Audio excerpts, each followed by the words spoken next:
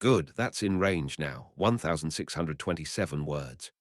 Here's the corrected version, completed ending, new closing image, dialogue line reworked, and word count fixed. Assessed story checklist, against quality standards, comprehensively. Assessed story checklist, against quality standards, comprehensively. I've watched 2,000 pounds of Gorvani muscle fold into a reinforced wall like wet cargo.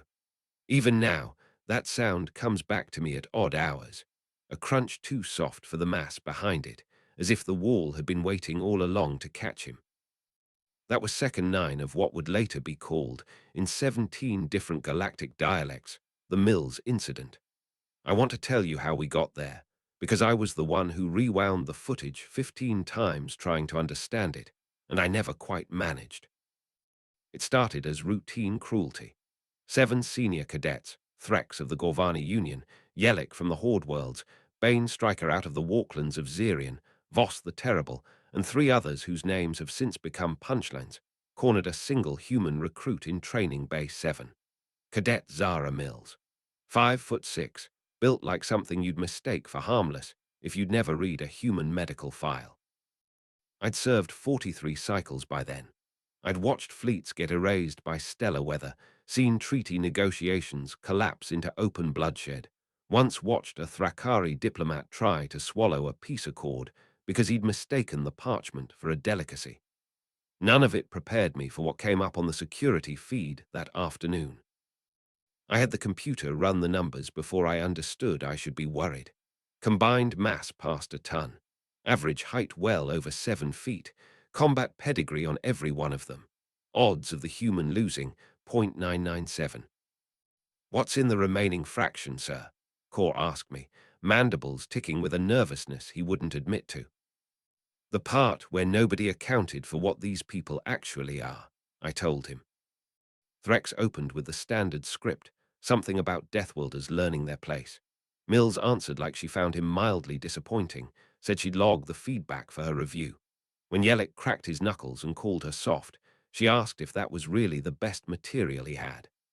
Bane's striker promised to break every bone in her body, and she did the arithmetic aloud, 206 of them, wondering if they'd need a shift schedule to get through all that breaking. Voss leaned in close enough to threaten her personally. She reached into her jacket like she was calling for backup. It was a comm unit, and it wasn't. She held a conversation with an empty channel, thanked her homeworld for the reminder, and turned back to 7 very large strangers with a smile I'd later described to Core as the last thing several nervous systems ever regretted seeing. Then she told them what Earth was. Not a garden world. A slaughterhouse with weather, she said, one that every human alive had survived by becoming exactly as dangerous as it was. Adaptation wasn't a boast. It was an inventory, and she was reading it out loud for their benefit. Threx broke first, charging with the kind of momentum that could put a hole through a bulkhead. She wasn't where he arrived. She was already holding his own arm, using his own weight to introduce his face to the wall. 1. Yellick and Bane Striker came together, hoping numbers would save them where size hadn't. She dropped, swept, caught the falling Yellick, and threw him into Bane Striker like a battering ram. 2 bodies, 1 motion. 3, if you were still counting. She was. Voss lunged for her throat and left the ground entirely, landing on his back, rediscovering how lungs worked. 4. Acrylian tried to finish a threat and got a spine-jarring reversal before the sentence ended. 5, and she told the room that had only been the warm-up. The last 2 ran. She told them, almost gently, that humans had evolved chasing prey until it collapsed from exhaustion, and she didn't even need to sprint to close the distance. 1 went down under clean takedown. 6. The final cadet threw himself flat and begged. She crouched beside him, checked his breathing like she was doing him a favor, and told him learning something was more than his friends had managed. 7, unconscious or surrendered, and the whole engagement had taken 9.3 seconds. She had talked through every one of them, and by the end of it, the training bay looked less like a sparring room and more like the aftermath of a very localized weather event. She could have ended it in 3, I said to Core, watching her help her last opponent to his feet like she was closing out a shift. She spent the extra 6 making a point. I didn't understand the point until 3 days later, in Dr. Helixar's office, all 6 of his arms frozen mid-gesture over a display full of numbers that shouldn't have been possible.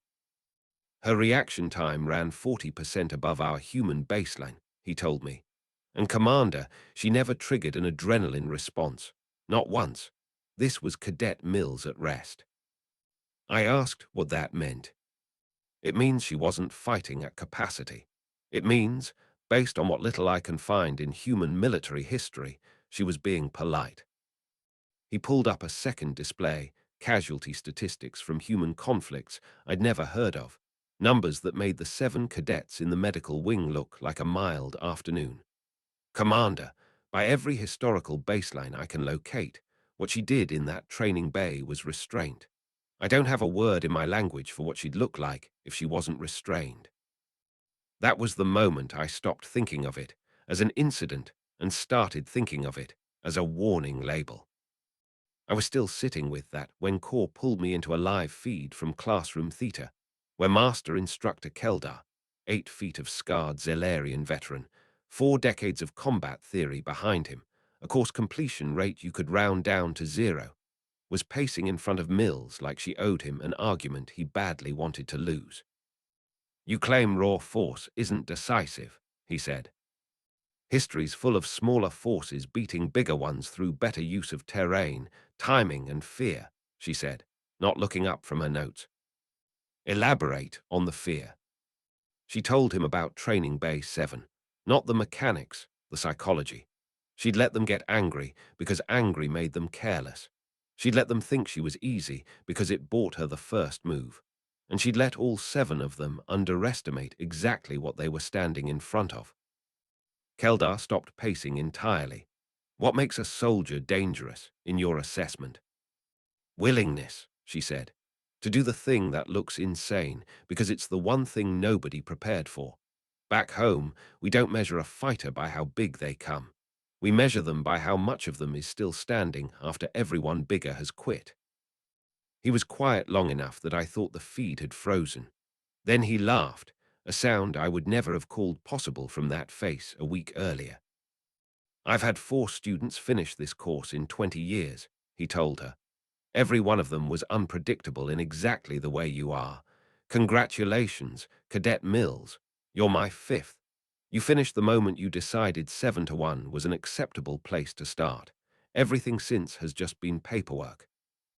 I felt that line land harder than anything that had happened in Training Bay 7, and I still don't fully know why.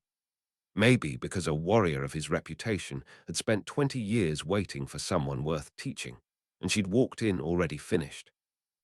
By the time I made it to Conference Room Alpha, Ambassador Glickstar's tentacles had cycled through 3 colors his species reserves for genuine panic. Recordings of the fight had crossed 7 billion views. 3 governments wanted human combat instructors. The Gorvani Union was threatening to walk from the defense force unless someone explained what humans actually were. 200 transfer applications had landed on my desk in 48 hours, every one of them from cadets who wanted to train near whatever Mills was. "The High Command arrives tomorrow," Core told me. "They want to fold Deathworld methods into the standard curriculum, teach everyone to fight like she does." "Then they'd better bring patience," I said. "She doesn't teach it. She just does it and lets the rest of us catch up." Glickstar's tentacles hadn't finished cycling. "Commander, 47 different species have requested observer status for human training methods. The Tactical Institute of Proxima wants to fund a full research division. And somewhere out there, species we've never made contact with are sending inquiries about opening relations with a planet most of the galaxy still filed under primitive. Then I suggest," I told him, "you advise your government to revise its threat assessments before the High Command lands tomorrow, not after." That night I stood at the viewport and watched the training grounds empty. Cadets from 100 worlds heading to quarters with no idea. Their entire education was about to be rewritten around one recruit who'd barely raised her pulse. I still keep the sensor readout from that fight on a drive nobody else has access to. not the footage. Just the numbers, time-stamped, 9.3 seconds wide, sitting beside a note in Helixar's handwriting that I've read more times than I'd like to admit. Baseline capacity, no elevation recorded, subject calm throughout. Somewhere below that viewport, I knew Zara Mills was probably thinking about dinner, entirely unaware that she just handed an empire its new definition of dangerous, and left it there, quietly, the way you'd leave a door open behind you without checking who followed you through it.